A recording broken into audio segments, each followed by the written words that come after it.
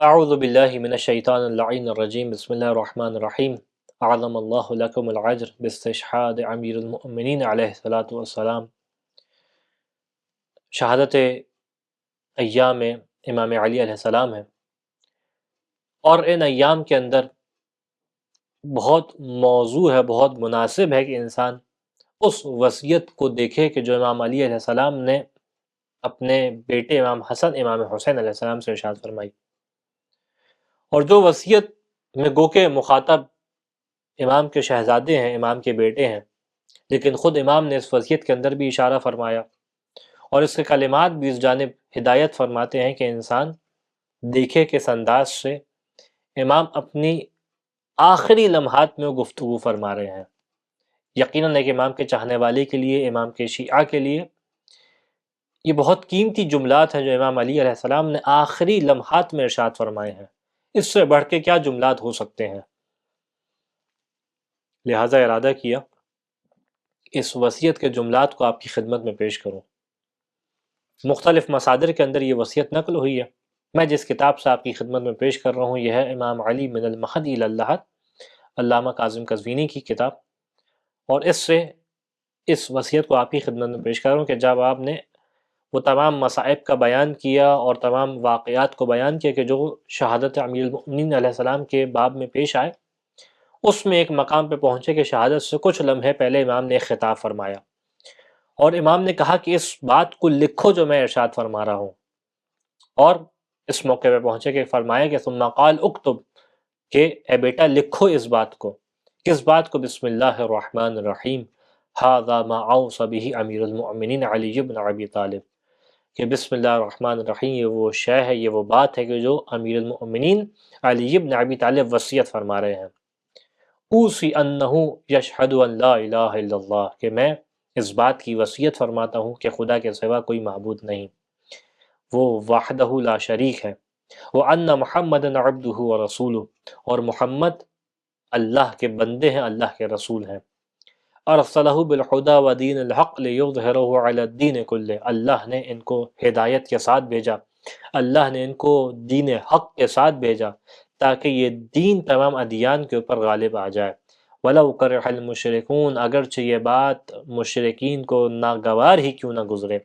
مختلف آیات ہیں جس کا استعمال امام نے اس وصیت کے اندر بیان کیا ہے، اور یہاں سے احساس ہوتا ہے اس بات کا کہ یہ وہی ہے جو ناطق قرآن ہے، اور کتنا گہرا رشتہ ہے اس ناطق قرآن میں اور سامت قرآن کے اندر۔ پھر بیان کیا ثم ان صلاتی و نسکی و محیای و مماتی للہ رب العالمین، اور میری نماز، میری حیات، میری موت تمام کا تمام رب عالمین کے لیے ہے۔ لا شریک لہ وبذالک امرت وانا اول المسلمین، کہ اللہ وہ ہے کہ جس کا کوئی شریک نہیں ہے، اور اسی بات کا میں حکم دیتا ہوں، وانا اول المسلمین، اور میں پہلا مسلمان ہوں۔ پھر بیان کیا اوصیکما بتقوی اللہ، میں تمہیں اللہ کے تقوی کی وصیت کرتا ہوں، اللہ سے ڈرنے کی وصیت کرتا ہوں۔ وَأَن لَا تَبْغِيَ الدُّنْيَا وَإِن بَغَضْكُمَا، اور دیکھو دنیا کے طالب نہ ہونا، دنیا کے پیچھے نہ جانا، اے میرے بیٹو اگرچہ یہ دنیا تمہارے پیچھے آ رہی ہو۔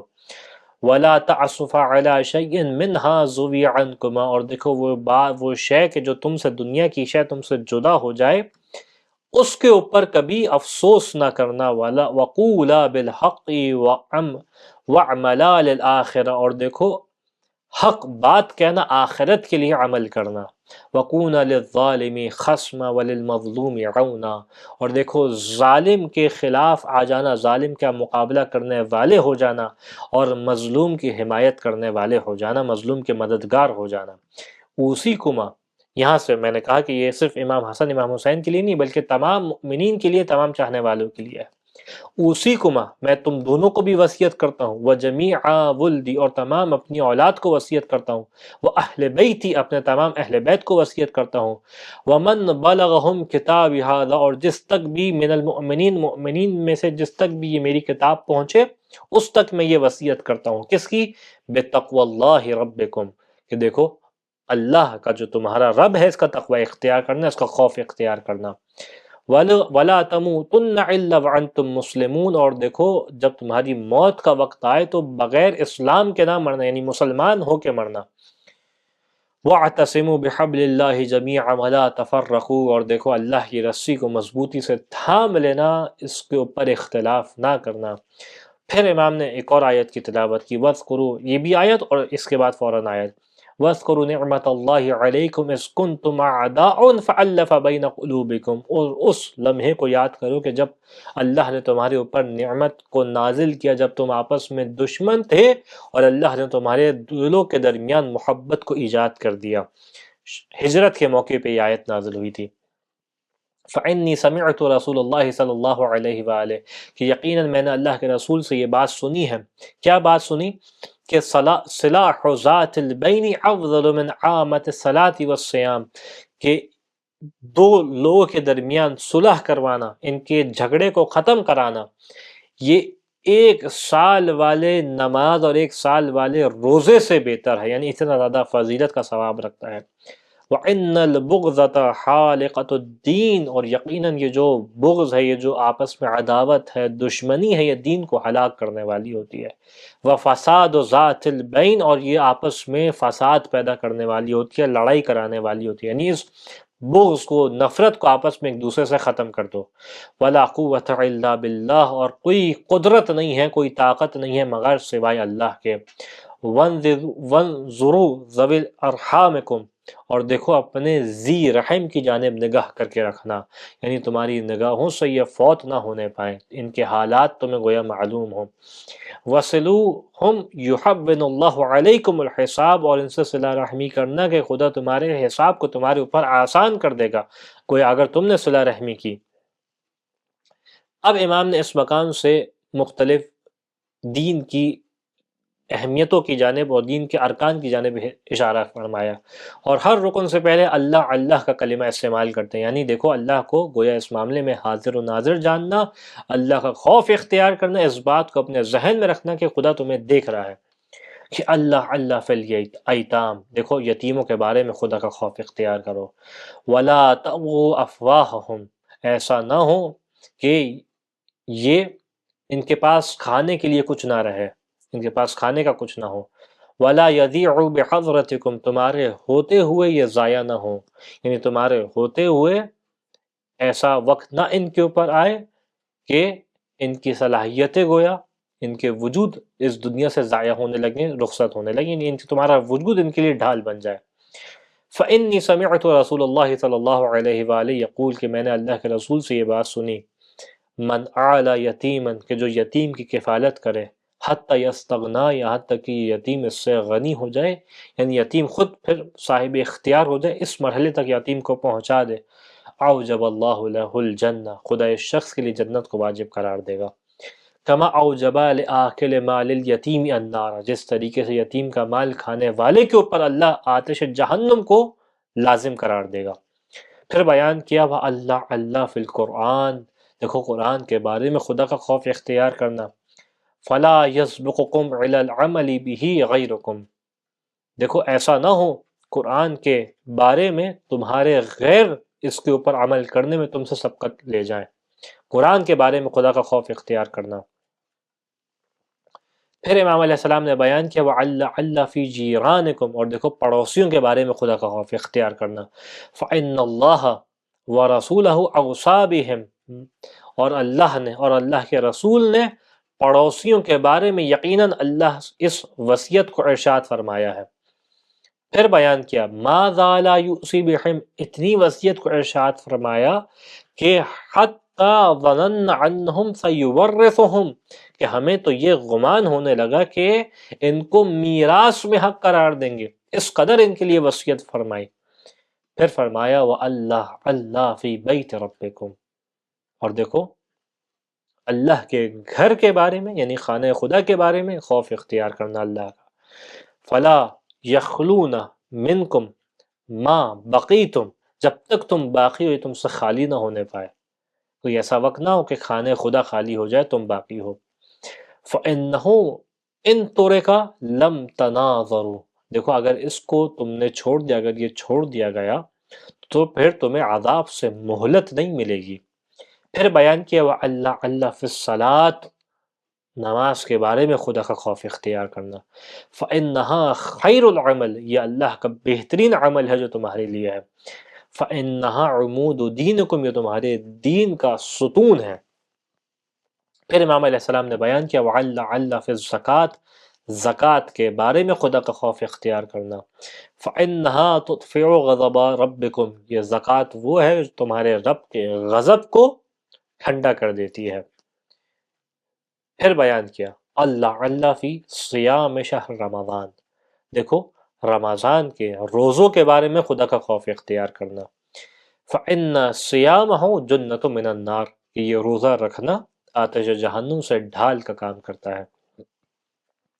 اللہ فی الجہاد فی سبیل اللہ باموالکم وانفسکم والسنتکم، اور دیکھو اللہ کی راہ میں جہاد کے بارے میں خدا کا خوف اختیار کرنا. وہ جہاد کہ جو تم اپنے مال کے ذریعے سے کرتے ہو، وہ جہاد کہ جو تم اپنی نفس کے ذریعے سے کرتے ہو، اپنی جان کے ذریعے سے کرتے ہو، اور وہ جہاد جو تم اپنے زبان کے ذریعے سے کرتے ہو. فَإِنَّمَا يُجَاهِدُ فِي سَبِيلِ اللَّهِ رَجُلَانِ، کہ خدا کی بارگاہ میں، خدا کی راہ میں دو افراد ہیں جو جہاد کرتے ہیں. امام ہدی ومطیع لہ مقتدن بہداہ، یا تو امام وہ ہے کہ جو ہدایت کا امام، جو ہدایت کی جانب رہنمائی کرنے والا ہے، یہ اس بارگاہ میں جہاد کرتا ہے اللہ کی راہ میں. ومطیع لہ، یا وہ شخص ہوتا ہے جو اس امام کی اطاعت کرنے والا ہو، اس کی ہدایت کی اقتداء کرنے والا ہو. پھر بیان کیا وَعَلَّ فِي ذُرِّيَّةِ نَبِيِّكُمْ، خدا کا خوف اختیار کرنا اپنے نبی کی ذریت کے بارے میں. فَلَا يُظْلَمَنْ بَيْنَ أَظْهَرِكُمْ، ایسا نہ ہو تمہارے سامنے ان کے اوپر ظلم ہو. پھر بیان کیا وَعَلَّ فِي أَصْحَابِ نَبِيِّكُمْ، اور دیکھو اپنے نبی کے اصحاب کے بارے میں اللہ کا خوف اختیار کرنا. کون ہیں یہ اصحاب؟ کہ الذین لم یحدثوا حدثا، کہ جنہوں نے کسی بدعت کو قائم نہیں کیا. ولم یعوا محدثا، اور بدعت کرنے والے کو پناہ نہیں دی. یعنی یہ ہے معیار اصحاب کا. یہ جو ایسے جو اصحاب ہیں، یہ جو اصحاب ہیں، ان کے بارے میں خدا کا خوف اختیار کرنا. فإن رسول اللہ صلی اللہ علیہ وآلہ اوصى بہم، کیونکہ اللہ کے رسول صلی اللہ علیہ وآلہ نے ان کی وصیت فرمائی تھی. وَلَعَنَ الْمُحْدَثَ مِنْهُمْ، اور ان میں سے جو بدعت کو ایجاد کرنے والا تھا اس کے اوپر لعنت فرمائی تھی. وَمِنْ غَيْرِهِمْ، اور اس کے علاوہ باقی جو یعنی وہ اس کی اعانت کرنے والے ہوں ان کے اوپر بھی لعنت فرمائی تھی. وَالْمُعْوِي لِلْمُحْدِثِ، اور بدعت کرنے والے کو پناہ دینے والے کے اوپر بھی لعنت فرمائی تھی. پھر بیان کیا وَعَلَّ فِي الْفُقَرَاءِ وَالْمَسَاكِينِ، اور دیکھو فقراء اور مساکین کے بارے میں خدا کا خوف اختیار کرنا. کیوں؟ فَأَشْرَكُوهُمْ فِي مَعَائِشِهِمْ، اور ان کی معاش میں، ان کی زندگی میں، ان کے گزر بسر میں ان کے شریک ہو جانا. یہاں تک کہ بیان کیا وَعَلَّ فِي النِّسَاء، اور خواتین کے بارے میں، وما ملکت ایمانکم، اور کنیزوں کے بارے میں اللہ کا خوف اختیار کرنا. یعنی اپنی ازواج کے بارے میں اور کنیزوں کے بارے میں اللہ کا خوف اختیار کرنا. فإن آخر ما تکلم به رسول اللہ صلی اللہ علیہ وآلہ، وہ آخری بات کہ جو اللہ کے رسول صلی اللہ علیہ وآلہ وسلم نے ارشاد فرمائی تھی وہ یہ تھی کہ ان قال اوصیکم بالضعفین، تمہیں دو کمزوروں کے بارے میں وصیت کر رہا ہوں. نساءکم وما ملکت ایمانکم، تمہاری ازواج کے بارے میں اور تمہاری کنیزوں کے بارے میں وصیت کر رہا ہوں. پھر بیان کیا ثم قال الصلاۃ الصلاۃ الصلاۃ، کہ نماز نماز نماز، یعنی اس نماز کی اہمیت کی جانب اشارہ کر رہے ہیں اس انداز سے. ولا تخافن فی اللہ لومۃ لائم، اور اللہ کی بارگاہ میں کسی ملامت کرنے والی کی ملامت سے خوف نہ کھانا. وقول للناس حسنا، اور لوگوں سے اچھے سے بات کرنا، حسن بات کرنا. کما امرکم اللہ عز وجل، جس طریقے سے اللہ نے تمہیں اس بات کا حکم دیا ہے. پھر بیان کیا ولا تترکوا الامر بالمعروف والنہی عن المنکر، اور امر بالمعروف اور نہی عن المنکر کو ترک نہ کرنا. فَيُوَلِّ عَلَيْكُمْ أَشْرَارَكُمْ، اگر تم نے اس کو ترک کیا تو تمہارے اوپر تمہارے بدترین افراد مسلط ہو جائیں گے. ثُمَّ تَدْعُونَ فَلَا يُسْتَجَابُ لَكُمْ، پھر تم دعا بھی کرو گے لیکن تمہاری دعا خدا کی بارگاہ میں قبول نہیں ہوگی. پھر امام نے ارشاد فرمایا وَعَلَيْكُمْ بِالتَّوَاصُلِ، اور تمہارے اوپر لازم ہے کہ ایک دوسرے سے مل کے رہو، میل ملاپ رکھو. وَالتَّبَاذُلِ، ایک دوسرے کے اوپر خرچ کر رہے ہو. وَالتَّبَار، اور ایک دوسرے سے نیکی کر رہے ہو. وَإِيَّاكُمْ وَالتَّقَاطُعُ وَالتَّدَابُرُ وَالتَّفَرُّقُ، اور دیکھو بچے رہنا، اس بات سے دور رہنا کس سے کہ آپس میں قطع رحمی کرو، آپس میں ایک دوسرے کی جانب پشت کو کر لو، ایک دوسرے سے یعنی منہ کو موڑ لو، اس بات سے بچے رہنا، ناراضگی اختیار نہ کرنا. والتفرق، آپس میں جھگڑا کرنے سے بچے رہنا. وتعاونوا علی البر والتقوی، اور نیکی میں اور تقوی میں ایک دوسرے کے مددگار ہو جاؤ. ولا تعاونوا علی الاثم والعدوان، لیکن گناہ میں اور برائی کے اندر ایک دوسرے کے مددگار نہ ہونا. پھر امام علیہ السلام نے بیان کیا کہ واتقوا اللہ ان اللہ شدید العقاب، کہ اللہ کا تقوی اختیار کرو، اللہ سے ڈرتے رہو، کیونکہ اللہ وہ ہے جو شدید العقاب ہے، یعنی شدید انداز سے اعمال کا بدلہ دینے والا ہے. استودعکم اللہ خیر مستودع، پس میں تمہیں اللہ کے سپرد کرتا ہوں جو بہترین وہ مقام ہے کہ جس کے سپرد کیا جائے.